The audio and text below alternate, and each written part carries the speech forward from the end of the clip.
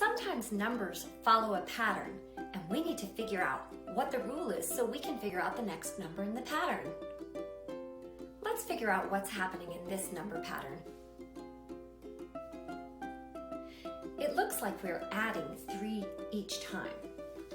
1 plus 3 is 4, 4 plus 3 is 7, 7 plus 3 is 10, 10 plus 3 is 13.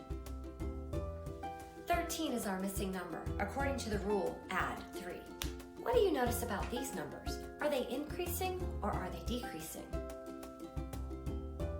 It looks like we're subtracting by 2 each time, but we need to make sure we tell where we start from and include it in our rule.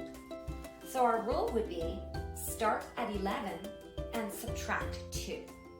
So when you're working with number patterns, it's good to use the knowledge you already have, whether the numbers are going up or down, whether they're adding, subtracting, multiplying, or dividing.